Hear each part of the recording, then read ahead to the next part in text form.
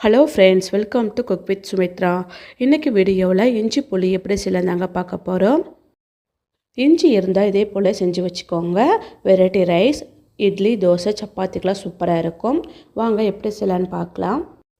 இந்த கப்பில் 1 கப் அளவுக்கு தோல் சீவிட்டு இஞ்சி நல்லா பொடியாக நறுக்கி வச்சுருக்காங்க. இல்லைன்னா சீவி கூட நம்ம வச்சுக்கலாம். ஒரு லெமன் சைஸ் புளி இல்லை ஊற வச்சுட்டு இதே போல் கரைச்சி வச்சுக்கலாங்க. ஸ்டவ் ஆன் பண்ணிவிட்டு ஒரு கடாய் வச்சுக்கோங்க. கடாய் நல்லா சூடானதும் நல்லெண்ணெய் சேர்த்துக்கோங்க. நம்ம எந்த கப்பால் நம்ம இஞ்சி எடுத்தோமோ அதே கப்பில் நான் 1/2 கப் அளவுக்கு நல்லெண்ணெய் சேர்த்துக்கிறேங்க. நல்லெண்ணெய் சேர்த்து செய்யும் பொழுது டேஸ்ட்டு சூப்பராக இருக்குங்க.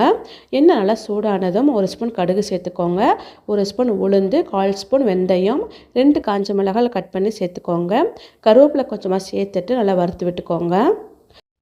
கடுகு உளுந்து நல்லா பொரிஞ்சு வந்ததும் ஏற்கனவே கட் பண்ணி வச்சுருக்கோம்ல இஞ்சி நம்ம சேர்த்துக்கோங்க. நம்ம இதுக்கு இஞ்சி நம்ம எந்த அளவுக்கு முடியுமோ அந்த அளவுக்கு பொடியாக நறுக்கிக்கோங்க. நல்லா இஞ்சியோட பச்சை வாசனைலாம் போகும் வரைக்கும் நல்லா வதக்கி விட்டுக்கோங்க. மிதமான தீயிலேயே 5 நிமிஷம் வரைக்கும் நல்லா வதக்கிக்கோங்க. இப்போ பாருங்கள், இஞ்சி நல்லா வறுப்பட்டு வந்தாச்சுங்க. இப்போ 1/4 ஸ்பூன் மஞ்சள் தூள் சேர்த்துக்கோங்க.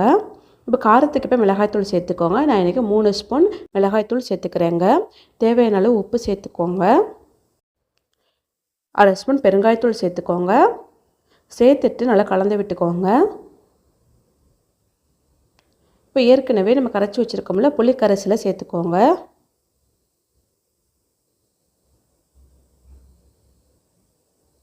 புளிக்கரைசல் சேர்த்துட்டு நல்லா கலந்து விட்டுக்கோங்க. கலந்து விட்டுட்டு நல்லா கொதிக்க வைக்க போகிறேங்க. நல்லா கொதிக்கணும். இப்போ பாருங்கள், தண்ணியாக இருக்குல்ல, நல்லா திக்காகி வரணுங்க. அந்தளவுக்கு கொதிக்க விட்டுக்கலாம். இதே போல் இடையிடையே கலந்து விட்டுக்கோங்க. இப்போ பாருங்கள், நல்லா கொதிச்சு வந்துருச்சு. இப்போ நம்ம வெல்லம் சேர்த்துக்கலாம். நான் 1/4 கப் வெல்லம் சேர்த்துக்கிறேங்க. நம்ம எந்த கப்பில் இஞ்சி எடுத்தோமோ அதே கப்பில் 1/4 கப் அளவுக்கு வெல்லம் சேர்த்துக்கோங்க. வெல்லம் அதிகமாக சேர்க்கும் பொழுது அந்த இஞ்சியோட காரத்தன்மை நமக்கு தெரியாதுங்க. நம்ம மிளகாய்த்தூள் வேறு சேர்த்துருக்கோம் இல்லையா, நல்லா காரமாக இருக்கும். வெல்லம் சேர்த்துட்டு நல்லா இதே போல் திக்காகி வர வரைக்கும் நல்லா கொதிக்க விட்டுக்கோங்க. இதை பாருங்கள், நல்லா எண்ணெயில் பிரிஞ்சு நல்லா திக்காக நல்லா கொதிச்சு வந்திருக்கு பாருங்கள்.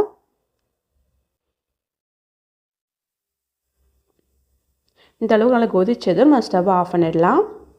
அவ்வளோதாங்க, ரொம்பவே சூப்பரான இஞ்சி புளி ரெடி ஆகிடுச்சு. ரெடி ஆனதும் நல்லா ஆற விட்டுக்கோங்க. நல்லா ஆற விட்ட பிறகு நல்லா கண்ணாடி பாட்டிலில் போட்டு வச்சுக்கோங்க. ஈரம் இல்லாமல் இருக்கணுங்க. ஈரம் இல்லாத பாக்ஸில், ஏர் டைட்டான பாக்ஸில் போட்டு வச்சுக்கோங்க. நம்ம வெளியிலேயே வச்சாலும் கெட்டு போகாதுங்க. இட்லி, தோசை, சப்பாத்தி, வெரைட்டி ரைஸ்க்கெலாம் ரொம்ப சூப்பராக இருக்கும். இதே போல் நீங்களும் செஞ்சு பாருங்கள்.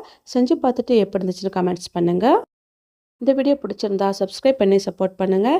லைக் பண்ணி ஷேர் பண்ணுங்கள். தேங்க்யூ.